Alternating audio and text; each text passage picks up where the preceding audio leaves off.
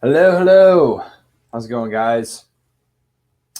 All right, ready to get started tonight.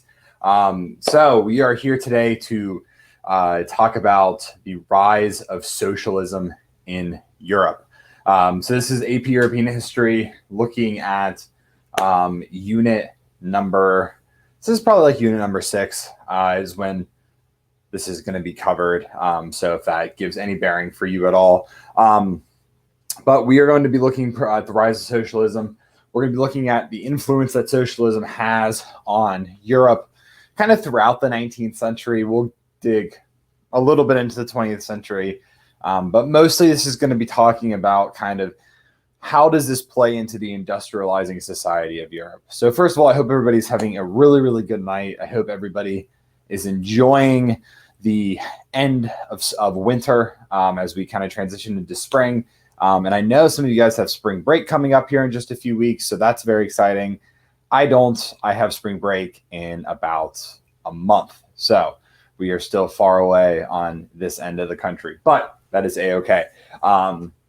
So a few things before we get started today. First and foremost, I want you guys, if you have any questions at all, please, please, please make sure you put them in the Ask a Question tab.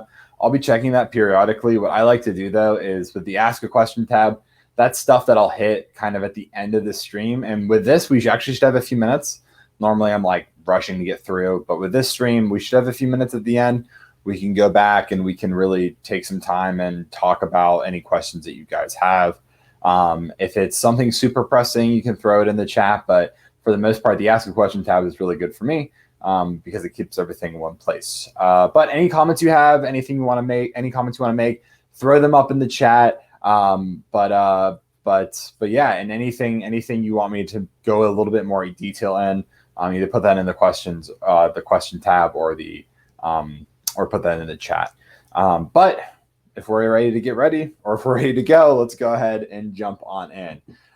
So let me first start by going over and sharing my screen. The rise of socialism in Europe. We are going to go to presenter view and boom chakalaka, we're ready to rock. All right. So this is the rise of socialism in Europe, AP European history. My name is Stephen Kuklik. For those of you who haven't watched me stream in the past, I am a history teacher in Columbia, South Carolina. I've been teaching this for 4 years, and this time period in general is one of my favorites to talk about. So I may go on little tangents here and there, as I'm one to do, and that's okay. But this is a really, really interesting topic because socialism is arguably kind of one of the most important political, social, economic things that happens in the 19th and 20th century. I mean, obviously, this is going to lay the groundwork for things like the Russian Revolution, for the spread of communism during the kind of Cold War era, and definitely kind of just generally the foundation of modern governments going forward. Which we'll all kind of look on. Okay, so but this is what we're going to be focusing on, is the rise of socialism. And like I said, I'm not going to dig into the Russian Revolution at all. We're actually going to have a stream on that, I believe, next week. But I'll talk about that here in just a second. But first and foremost, for those of you guys that don't know, I know a lot of AP students are taking multiple AP courses. And this is our schedule. This is the Fiveable schedule. You may have seen this before, but I wanted to kind of show you guys this before we get started today. That is what we are going to be. This is what we're going to be covering. And this is by day. So this is always going to be, Euro is always going to be Thursday nights at 9 o'clock. But one thing I do want to say is that I am going to be streaming a lot in the month of March, in the month of April. Pretty much every single week, I'm going to be streaming covering a new topic, covering a a new kind of review topic as we get closer to the AP exam. So keep your eye on that. Go to Fiveable.com to check out a little bit more info about the cram pass. But I'm going to be leading that for AP Euro, which I'm really, really excited about. And I'll remind you guys of that a little bit at the end, because that's going to be a great study tool. But this is our schedule going forward for the rest of the school year. So if you're in another AP class and you see something on here you want to make sure you tune into, these are the time periods, and we keep that pretty consistent. In terms of Euro, this is kind of what the schedule looks like for all the way up until the the third week of March. March 6th, next week, we're going to be doing Russian Revolution. So this is going to kind of be a really good continuation of what I've talked about today. That's socialism and very, very real action with communism and the communist revolution. March 13th is Impressionism and Post-Impressionism, pretty much the Romantic era of the 19th century. March 19th, I'll be leading Causes of World War I, which I'm very, very excited about. It's one of my favorite things to talk about. And we'll go into detail about how messy the start of World War I really was. And we'll probably talk a little bit about the 1800s with that as well. And then March 26th, World War I and the end of the Age of Empires. So that's for the next few weeks, what the streams are going to consist of. So make sure you guys, if you want coverage with any of that stuff, make sure you're tuning in. Of course, I have to drop the socials, the social medias, all the fun social media links here. At Think Fiveable is pretty much everything to follow. On Twitter, I know they post anytime there's a stream, they'll post. So if you want to tune in, that's where if you want to know what to tune into, that's definitely something to follow. Then Instagram and YouTube as well. But that is enough of the pre-stuff. Let's go ahead and dive on into it. So what are we going to be covering today? This is kind of the broad overview of what we're looking to cover. So first and foremost is setting the scene. I want to talk about what does Europe look like at the start of the 1800s and how that's going to impact the century. And then we'll just do a general what is socialism? What is socialism? And then utopian socialism after that. So we'll talk a little bit about this kind of the first real form of socialism that we see in Europe. And then, of course, Marxism we'll spend some time with and kind of dig into Karl Marx and Friedrich Engels. And then communism versus capitalism, socialism, how it spreads throughout Europe. And then we'll do a quick wrap up. So that's what we're going to do. And it's going to kind of be like a chronological order thing. And hopefully it will be make a little bit of sense, but kind of the big issue with the it's not an issue, but it's just the way the 1800s works, kind of what I know students really struggle with. And I think for me as a teacher, why I think the 1800s is so cool is because it's a hodgepodge of all of these different ideas and all of these different little tiny things that are happening and all these big things that are happening and all these big themes. And it just can kind of get a little, jumbled and messed up. And for those of you that have been through Unit 6 already and are in Unit 7, it's Unit 6 and 7, you guys know how kind of all over the place Unit 6 is. I feel like when I'm teaching Unit 6, I'm jumping from one thing to the other every single day. And I know that can be a real struggle. So I'm going to kind of try to keep this as chronological as possible so you can organize a little bit better in your brain. But let's go ahead and dive into, so what is Europe looking like in 1815? So why do I start at 1815? It's the Congress of Vienna. Okay, so the Congress of Vienna is this real big turning point in European history. We can kind of lump it in with like the Peace of Westphalia. It's this really big turning point in European history. We've just gotten past the French Revolution. We've gotten past Napoleon, and Europe is now recovering. Okay, they are in hangover state, as I say. They are like, what the heck just happened? All right, you have the French Revolution, which did a total 180 on what was happening in Europe, right? It was a total super liberal, but also very violent movement in France that spreads to other parts of Europe. I mean, they reject religion for a few years, which is totally out there. Okay, and then that ends, and then we get Napoleon. who is this French dictator who declares himself emperor. And he goes through and he pretty much puts all of Western and Central Europe under his thumb. And then as quickly as he appears, he disappears, right? I mean, Napoleon is like a very, very bright firework that burns out quick, okay? And then, you know, I'm not going to get into why, because that's not what this stream is about. But 1815, the major European powers, you know, they're taking a step back and they're saying, okay, what the heck just happened? And how do we recover? All right, and with the Congress of Vienna, we know that they want conservatives in power, they want to maintain balance of power, and they want to keep the peace. All right, that is their goals. And that is what Europe really looks like in 1800s, in 1815.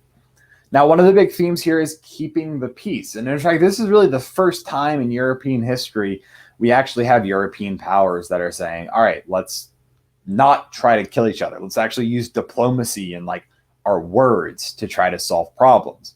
And this is a really pretty radical idea at the time. But I mean, we can't really blame them. They just witnessed Napoleon and they saw the violence of the French Revolution. So we don't really blame them for that too much. But this is kind of politically what Europe looks like. But on the kind of other side of things, the economic side of things, we start to see industrialization. All right. Now, industrialization is not really going to spread to continental Europe until the late 1800s, like 1815 past. And so the Industrial Revolution is really going to be kind of localized to Britain. The Industrial Revolution is going to kind of be localized to Britain. But Britain is industrializing at this point. And then again, this is not, I'm going to talk a lot about the Industrial Revolution, but I'm not going to get into the nitty gritty because this isn't an Industrial Revolution stream. If you have an Industrial Revolution question, though, just go ahead and pop it in chat. That's totally fine. I'll answer it. But just, I'm not going to get into crazy detail with it here. But the Industrial Revolution, it's hitting Britain. All right. And we know that the Industrial Revolution, as it starts to creep its way into continental Europe, is going to drastically change the social landscape of Europe. I mean, the economic landscape for sure, but we're going to really focus on the social landscape. All right. Specifically, you have people moving from the countryside and moving into cities because that's where the jobs are. And with that, we are going to see the development of this brand new class of peoples. Conservatives, they are trying desperately to retain and keep their power. And this is going to be through varying degrees of success. For the most part, we say conservatives do retain power in Europe. We know that liberals and we know that nationalists are going to attempt to seize that power, again, with varying degrees of success. But we'd say for the most part, conservatives do maintain power. I did a stream 2 weeks ago that was socialism versus conservatism versus nationalism. So go check that out if you want to learn a little bit more about the competing ideologies. And then finally, this last thing here is the middle class. The middle class is growing wealthier in the early 1800s. Not really in size all that much. The middle class is still going to be a small fraction of European society, but they're getting wealthier. I mean, these are the business owners, these are the factory owners, these are the merchants. And so they are gaining a substantial amount of wealth, but they're not really growing in size. But the working class, this brand new class of people, these are factory workers or city workers, they are exploding in population in certain areas. Okay. And the working class, unlike the peasants that they kind of that the working class kind of pulled from, the working class is going to face then this brand new set of challenges. And the working class, in a lot of ways, is going to be our focus for tonight, I guess, depending on when you're watching this. Okay, so let's talk about socialism. What is socialism? So first and foremost, socialism is a direct response to industrialization and the class inequality that already existed in Europe. So what do I mean by that? Socialism is a response to the fact that you have all of these people moving into the cities, all of these workers working in factories. They are working for a very small wage, dangerous conditions, long hours, and if they complain, if they decide they don't want to work 12 hours a day, guess what? They're fired and we hire the next guy because there is a long line of people that don't have jobs that want them. That's kind of the situation that we're in here, okay?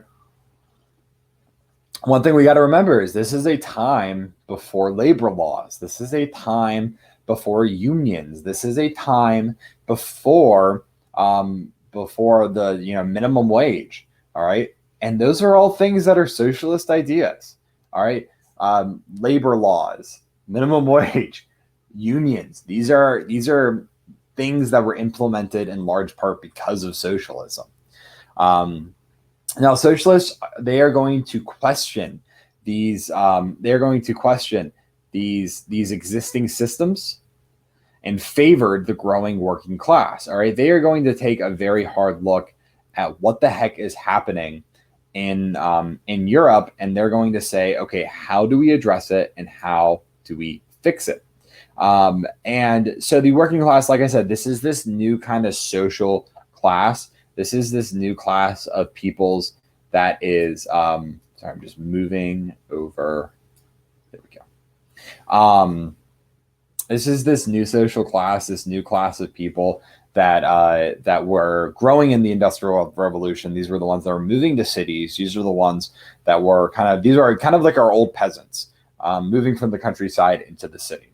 Now, the big difference here that we need to highlight is that the peasants and the peasantry in general of old feudal Europe, they were certainly living in poverty and they were certainly living in oppression and all of those things. But the thing is that they were at least working, right? And that was the thing, is that peasants worked, and they worked and they tended to at least be able to grow their own food. And so when when crops were abundant and harvests were good, the peasants were eating, and for at least the peasants were at least for some measure content. The thing is that when the working class starts to grow, the working class is not guaranteed to be working. The working class is not guaranteed to be having a meal because the working class isn't actually farming, right? They're not creating the food here. And that's the thing, is that the peasants, they at least had a somewhat stable food supply, even if it was inconsistent. It was at least a somewhat stable food supply. And the working class, they were kind of at the mercy of the shopkeepers and buying their food as opposed to growing it. And that is a really, really key difference here. So the working class is going to be much more susceptible to things like unemployment and low wages.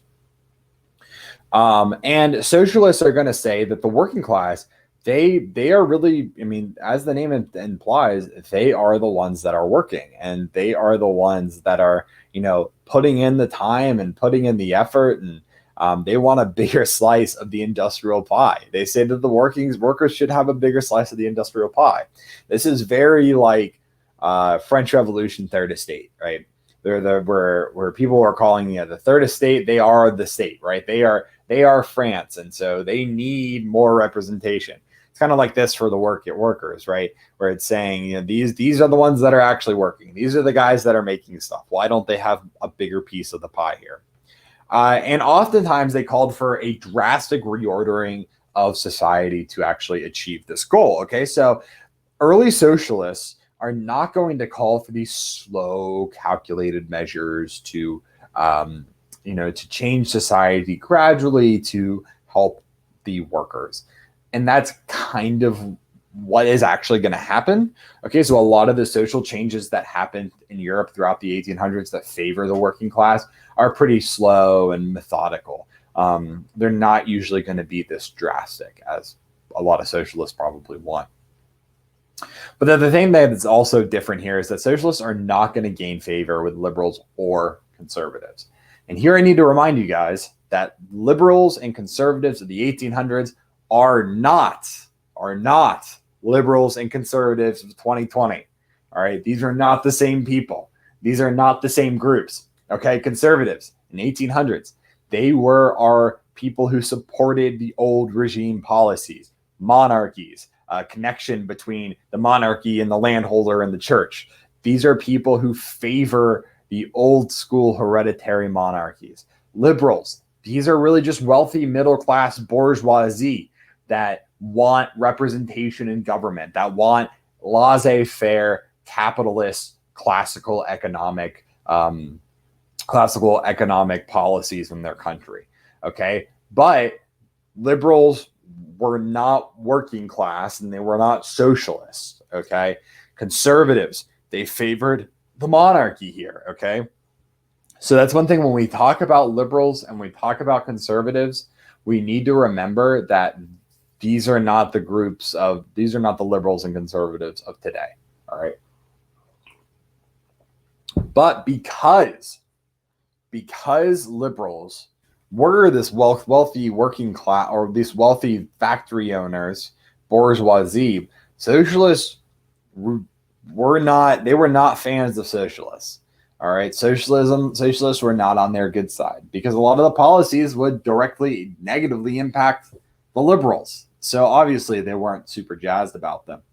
And the conservatives, they really weren't jazzed about anybody. The conservatives, and then this is the thing we'll talk about as we go through, is that slowly but surely these groups will adapt and adopt socialist ideas as they see fit.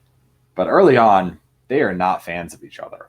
All right, and that's one thing we definitely have to remember here. All right. Let's keep rocking. So let's talk first about utopian socialism. All right, so utopian socialism is kind of the first brand of socialism that develops in the 1800s. This is the idea that society should be based around cooperation, not competition. And when people think about socialism, and especially like things like communism, they tend to think about this idea. And while it's not wrong to think about socialism like that, we have to remember that this is really just utopian socialism specifically.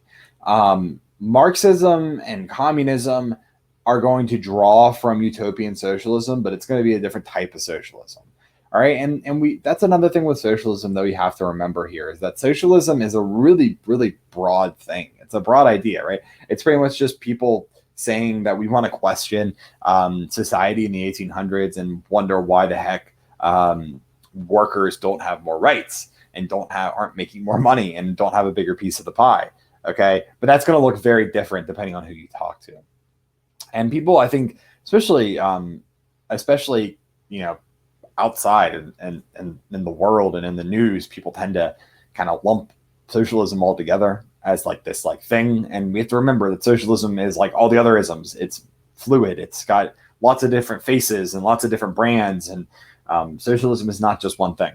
All right. And that's one thing we have to remember, that is that socialism is not all just one thing, and that we really shouldn't, when we're thinking about AP Euro and we're thinking about history, we shouldn't all write it as one thing. Okay. It's a general umbrella term for a lot of different stuff here. But utopian socialism is one of those brands, and it's probably the first big brand here. And this is really it's a direct response to capitalism, like socialism is in general.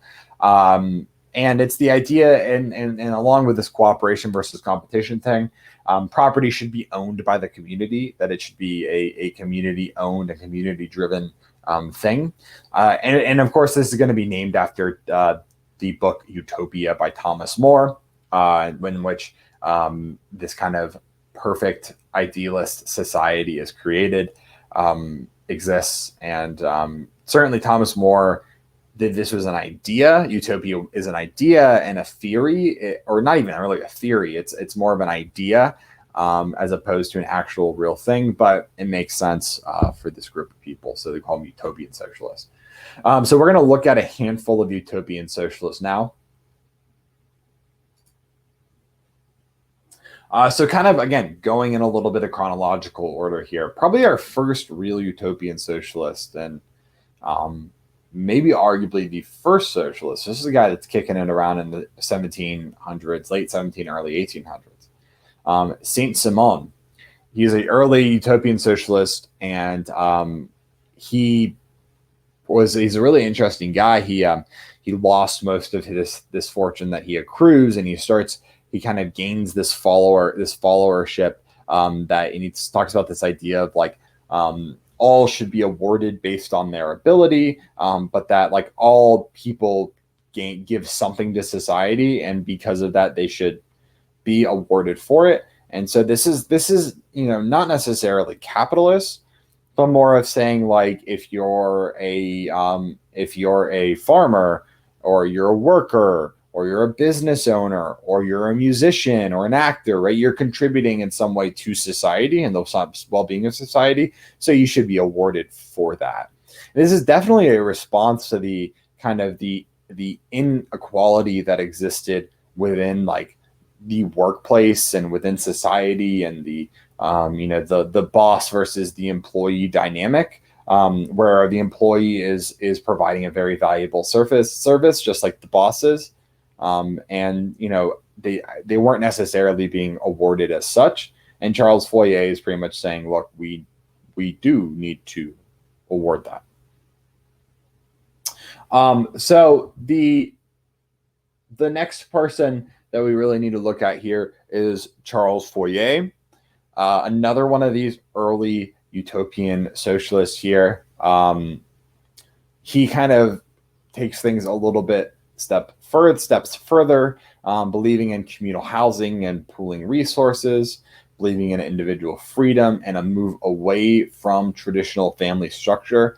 And this is something you really tend to see a lot with these utopian socialists, is this like move away from traditional family structure, conservative family structure, tending to kind of move more towards like polygamy, and kind of allowing for more expanded sexual partners and more non-traditional families. And all of this was based around the idea that you would really allow a lot of personal freedom within this kind of shared society. And you see, I mean, Saint-Simon believed that, Charles Fourier believed that, and we'll look at another person that also believed that. So kind of interesting. Now, Charles Fourier does actually attempt to establish some societies. America, the United States, I should say. The United States is actually a very popular destination for a lot of these early societies. And the big reason for that is because land is really cheap and it's readily available. The United States in the 1800s is not necessarily as crowded as the United States is today. And even today, the United States really isn't that crowded if you look at where people live. And so a lot of because land was so cheap, a lot of I wouldn't say a lot, but some utopian socialists attempted to establish living, working utopian societies here. Spoiler alert, none of them last very long. And as we're going to see, there are some kind of inherent difficulties with utopian socialism. But probably the most important, at least I think the most important utopian socialist is Robert Owen. Robert Owen is a business owner, a very successful factory owner, who also kind of buys into utopian socialism and the ideas that utopian socialism is based around. And he, because he's a factory owner and not necessarily just a sort of scholar, political theorist, social theorist, he is going to integrate industrialization and socialism. And his kind of big, his big grand experiment here is New Lanark. And New Lanark is this modelist socialist society that he establishes. And out of all of the socialist societies, this is the one that actually works for when it's around. It's based around a cotton mill, and this cotton mill is kind of like the center of the town. And but around this cotton mill is a whole entire town. And It was really a small settlement that he built around a singular cotton mill, and all the people that work at the cotton mill live in housing that's provided by the factory owner. They have good wages for the time, very good wages for the time. They provide education for children. They have a lot of off time, so they are working very, very good hours, and they are provided all of these extracurricular activities and just a really generally good life at work and a good life out of work. And Robert Owen integrates this, and what happens is that profits soar, productivity soars, everybody is super, super jazzed, and it really, really works. And this, more than anything else, is an indication that if you keep the worker happy, you as the factory owner are also going to be happy. Now, this is not going to like catch on right away and everybody all of a sudden starts treating their workers well, but it's more of like something we can turn to say, hey, this idea actually works. Now, Robert Owen is going to try several other ventures that don't really pan out quite as well as New Lanark. But New Lanark kind of becomes this like the prime example of a utopian socialist society that actually kind of functions, even if it doesn't have the kind of the sustainability, right? It's not in operation today. Now, Flora Tristan is our last utopian socialist that we'll talk about. And besides being a utopian socialist, she is also part of this early political feminist movement that we see in the 1800s, especially prominent in the 1800s. And she is going to argue for women's rights, but also more generally speaking for equality of the sexes and working rights for both men and women. And she argued that the creation of especially things like labor unions would further benefit the working class more generally. And really kind of her argument, and the argument of a lot of earlier feminists, is that if you include women actively into society in all aspects of it, then you're going to see a greater, you're going to see society as a whole benefit, and the society, trying to think of the right word here. If you integrate this large population, 50% of the population actively into society improves. That was the argument Mary Wollstonecraft makes, is that you have half of the people in the world that are being repressed and that are forced to stay out of jobs and stay at home. And she argues that if women are given the ability to work, society as a whole benefits, because that's 50% of the population that isn't working. And Flora Tristan is going to kind of argue that same thing, but in a more industrialized fashion, specifically looking at the working class here, not just women in general. But this is Robert Owen and Flora Tristan. I had another point that just like came and went out of my mind, and it's gone. That's okay though. It may come back. But let's look a little bit at what some of these utopian socialist societies actually look like here. I just remembered my last point. I'm going to go back real quick. Sorry about that. So Flora Tristan is around during kind of the late 1700s, early 1800s, during a time period when women were traditionally pretty repressed. The ideas of like Rene Descartes, who was very much a proponent of the separate spheres idea, that women and men should occupy different spheres. That idea was incredibly popular in the early 1800s. And you have Flora Tristan, who's really arguing against that. And she kind of finds a voice during that time, which is especially interesting. But I just wanted to kind of throw that out there. It would have bothered me if I didn't.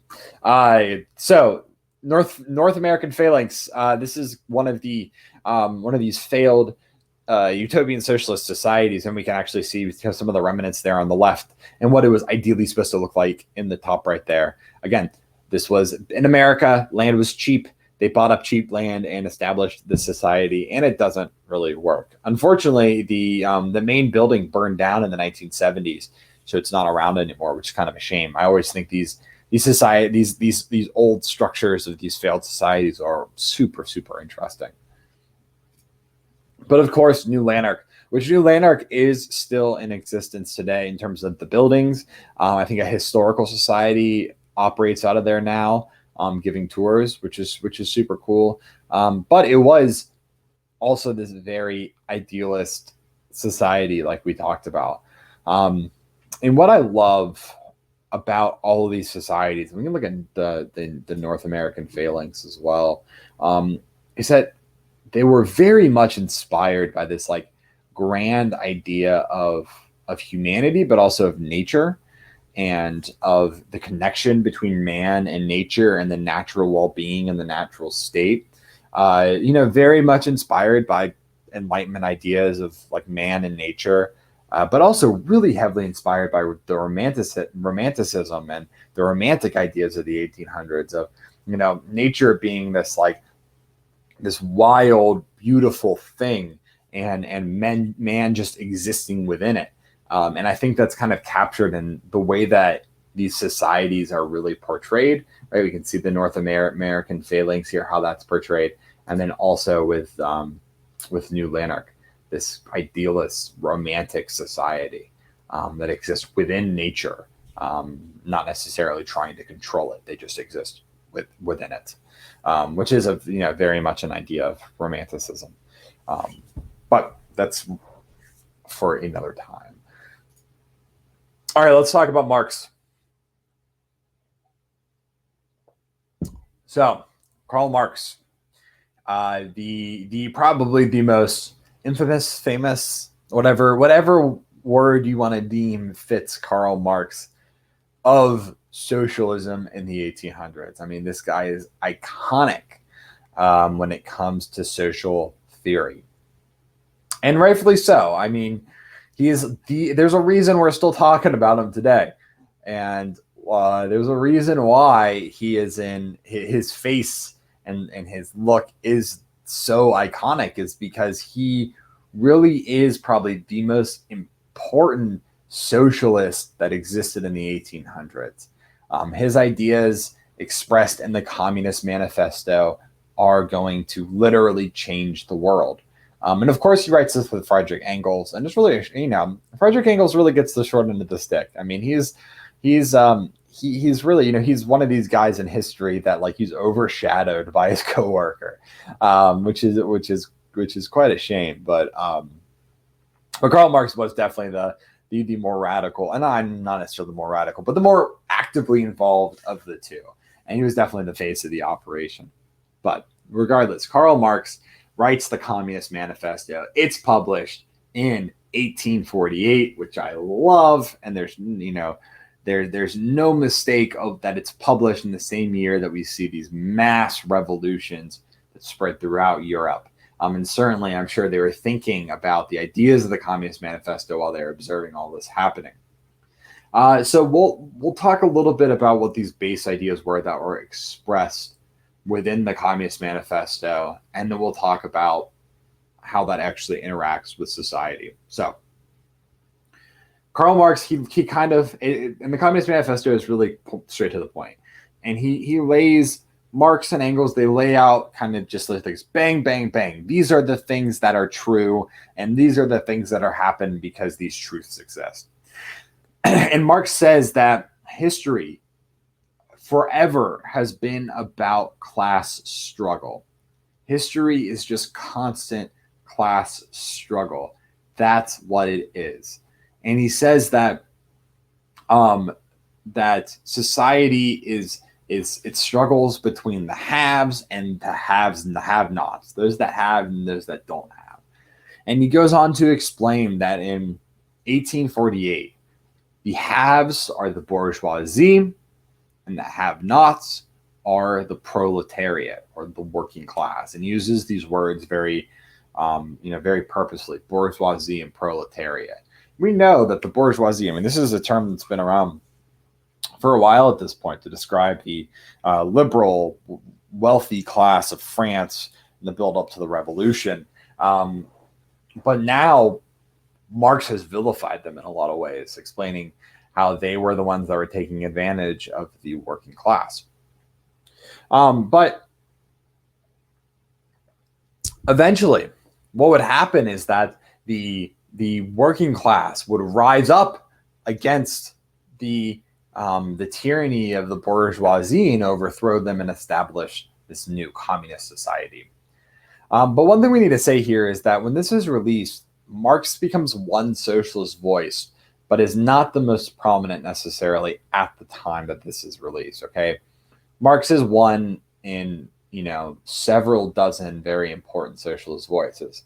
Now, he is going to be actively involved in socialism. He's going to be actively involved in a lot of these efforts to establish socialist policy and communist societies, but he's one in a dozen.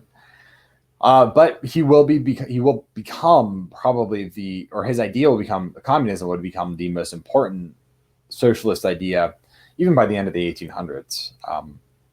One of the most important socialist ideas. Now, Marx will go on to explain that communism is a response to capitalism.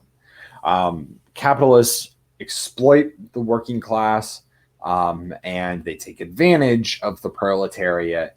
And because capitalism inherently relies upon competition between capitalists, they would kill themselves off. And the number of capitalists would reduce because of competition, while the number of workers would inevitably rise because of competition between capitalists. And when this happens, eventually the workers will drastically outnumber the capitalists, and they will rebel against the capitalists to establish a classless society. And this is, the famous line workers workers have nothing to lose but their chains. Workers of the world unite. It's this idea that there's nothing to lose here. You're already imprisoned. Now, Marx, the key thing here is that Marx doesn't really go on to explain what this communist society is actually going to look like. All right, he just explains that it's classless and cooperative, very similar to like our utopian societies. And this is where we run into problems, is that when people start to try to implement this thing, they're going to realize that there's no blueprint, right? There's no plan. Lenin's going to run into this, and he tries to establish it in Russia, to the point to where he's like actually adopting some capitalist policies, because he's like, look, we need to do something. But Marx is really just kind of like, these are the causes and these are the effects, and this is sort of what society will look like. But these are the causes and these are the effects. I mean, he's almost like trying to predict the future here, because he's very confident in the fact that eventually there will be a proletariat revolution, a communist revolution. It's just a matter of time. And Marx actually believes pretty heavily that it's going to start in Britain, which, like, let's think about it. It kind of makes a lot of sense that it would start in Britain. That's where industrialization had started and where it was its most prominent. I mean, Britain is the most industrialized city in Europe for a long time. And so it makes sense that the heart of industrialization is where this communist revolution will begin. So let's talk a little bit about Marxism in action here. So if we think about socialism as a reaction to capitalism, as I've said this whole time, we can kind of see how they actually utilize that. They utilize their socialist ideas and how they actually attempt to change society. And so we're going to look now a little bit at how socialism spreads throughout the European continent. So first we'll start with the First International and the Second International. The First International is actually created with the help of Karl Marx. So Marx is actively involved in attempting to spread communism. Not the Second International, though, only the first. But regardless, these were kind of these grand efforts to help workers unionize, help them get politically involved. they were like kind of almost like these. We can kind of think about them as like these big conventions of attempting to get the workers involved. And it was it was one step in several steps that moves us towards a more labor conscious society. The Fabian Society is another example of this. A British intellectual, Beatrice Webb, who is part of this movement of what we're going to kind of call socialist democrats, who argue that it is more effective to adopt socialist policies through existing systems and not revolution. So through politics, not through revolution. So she is going to definitely be on a different spectrum than Karl Marx, who is all for revolution, as well as other socialists. But she is what we would call a social democrat. She's not the only one, and we know that. I mean, that's how really socialism is going to spread. Is through existing political systems. Now, labor unions are going to be a pretty big result of socialism here, and they developed throughout the 1800s. And really, I mean, they were just a coalition of workers who realized that through collective action that they could actually get things done, that they outnumber the factory owner, and so really they hold a substantial amount of power here. And labor unions were kind of this evolution of like an old school medieval guild system, where guilds were typically limited to skilled workers, but labor unions are going to encompass skilled and unskilled workers, specifically unskilled workers, though. And so by the 1880s, you see unskilled workers starting to unionize, and striking became a very common way that workers had their voices heard. And there's been some pretty infamous strikes throughout, or infamous, famous, whichever way you want to look at it, strikes throughout history, especially in the United States. The United States has its fair share of strikes. And eventually these unions are going to lead to the creation of these new parties in different countries. In Britain, for example, it's the Labour Party. And typically these parties are going to adopt more socialist ideas. These are going to start to be our socialist parties, and the ones that actually start to see some level of success in passing more socialist-minded policies.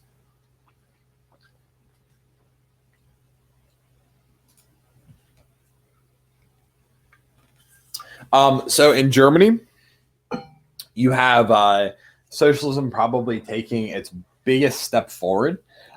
Socialism is incredibly popular in Germany. I mean, Germany, when it's created in 1871, it becomes the most industrialized overnight, the most industrialized country on the continent. So not including Britain, the most industrialized country on the continent. Incredibly large working class, and so yeah, socialism is really popular there. But it's also a response to the fact that Germany was an incredibly conservative society. I mean, that's the way that Otto von Bismarck really set it up when he created Germany. Not to say that Bismarck is the only reason that Germany was created, but I mean, it kind of is. But the Socialist Democratic Party, or the SPD, because that is German, SPD becomes the most popular socialist party in Europe.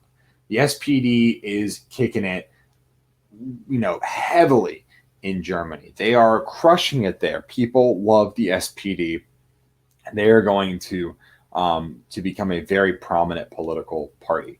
And if you look around at European countries today, a lot of these parties are still existing. The Labour Party, the SPD. They might have evolved some, but they're still there.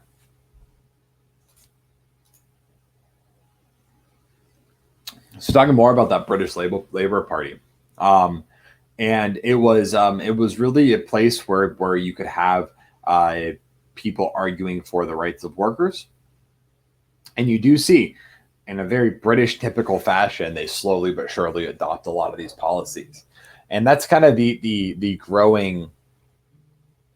Growing is not the right word.